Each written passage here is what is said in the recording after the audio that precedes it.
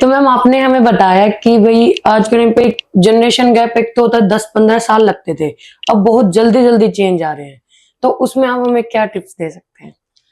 Tips parents को क्या tips देंगे उस जनरेशन गैप को ब्रिज ब्रिज करने में, उसको में? कैसे हम हाँ जी। उस खाई को हम कितना से कितना ज्यादा कैसे पाट सकते हैं, आपका आप आशय ये है क्या? हाँ जी मैम। जी सुनिधि, ऐसा है कि जब बदलते हुए परिवेश में, देखो ये तो सृष्टि का, प्रकृति का नियम है, चेंज के साथ अगर हम चेंज नहीं होंगे तो हम पीछे रह जाएंगे, और समय तो अपना, time and tide wait for none, वो तो यूं ही चलते हैं।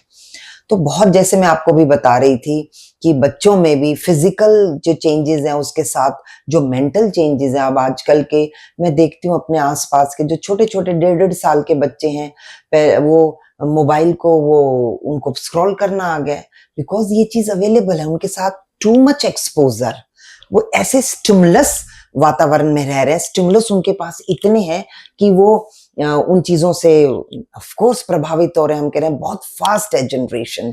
तो ये है कि उसी के साथ जो जनरेशन गैप का भी जो है, जो अवधि है, वो भी बहुत कम होती जा रही है निरंतर विद द फास्ट पेस। और बहुत जल्दी आप, you are old fashion, parents को अक्सर बच्चे कह देते हैं आपको नहीं पता, आप नहीं समझोगे, आपको क्या मालूम, तो इस तरह से। तो ये चीजें, क्योंकि बच्चों जो हम हमारे समय के स्कूल थे, जो हमारे पेरेंट्स के समय के स्कूल थे, और जो आजकल के बच्चों के हैं, there is a vast gap, ठीक है। और मैं ये गलत सही किसी में नहीं, we should not be judgmental. सबसे पहले तो पेरेंट्स हो और या हम किसी भी भूमिका में हो, एक अगर हम एक निर्णायक या एक हम जिम्मेवार पोजीशन में है, तो हमें जो भी डिसीजन लेने चाहिए या जो भी निर्णय करने चाहिए, जो भी हमारा अपना व्यवहार प्रदर्शित करना चाहिए, वो जजमेंटल नहीं होना चाहिए। हम पूर्ण जो है प्रेजुडिस से, या पहले ही हमने धार लिया ये तो ऐसा होता है, आजकल की जनरेशन तो खराब है, ऐसा नहीं है।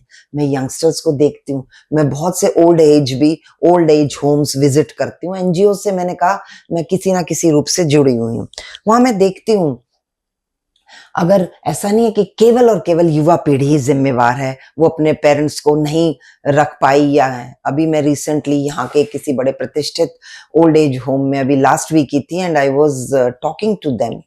तो कई ऐसे पेरेंट्स थे जो कि उनके बच्चे बहुत समृद्ध हैं, they are doing well in their fields, और पेरेंट्स की भी तो नहीं उनसे बनती। अपने विचारों को आप दोनों तरफ से म्यूचुअल जो है वो करना पड़ेगा आपको, जिसको कहते हैं फ्लेक्सिबिलिटी होना चाहिए, लचीलापन हो चाहिए। मैं इसको झुकने का मतलब ही नहीं है, देखो मुझे हमेशा वो कहावत याद आती है, फलदार वृक्ष हमेशा झुकते हैं, प्रकृति का नियम है। आप अड़ोगे तो वो जो अड़ते हैं, जो सीधे तने के पेड़ है, वो सबसे पहले काटे जाते हैं। तो झुकना हमारा फ्लेक्सिबिलिटी है, हम इसको साइकोलॉजी के टर्म्स में, पॉजिटिव साइकोलॉजी के टर्म्स में हम इसको रेजिलियंस कहते हैं।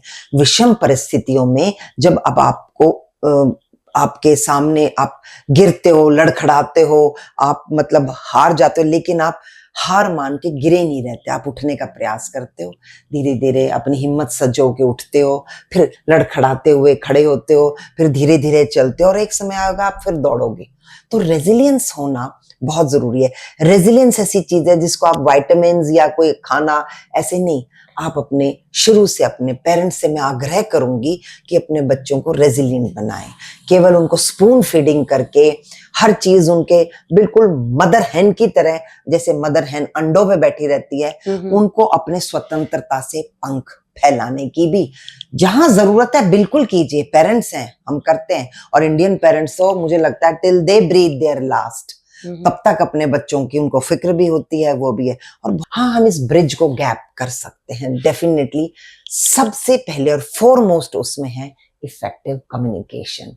बच्चों को मैंने जैसे शुरू में बताया था, एक्टिव लिसनिंग एक्टिविटीज भी उनको बताया कि सुनना कैसे है, और बच्चे को आप सुना रहे हो तो उसकी आपको नॉन वर्बल जो उसकी क्यूज हैं, संकेत है, आपको बहुत जरा भी लगे कि उसमें इंटरेस्ट नहीं आ रहा उसमें, तो आप टॉपिक को डाइवर्ट करिए, या बच्चे को बच्चे की आपको फेशियल एक्सप्रेशन है, उसकी बॉडी लैंग्वेज है, बता देती हैं वो चीज। आप हर चीज जरूरी नहीं है शब्दों से ही आपको पता चले, आपको उसके आईज से, उसके एक्सप्रेशन से, बॉडी लैंग्वेज भी बहुत कुछ कन्वे करती है।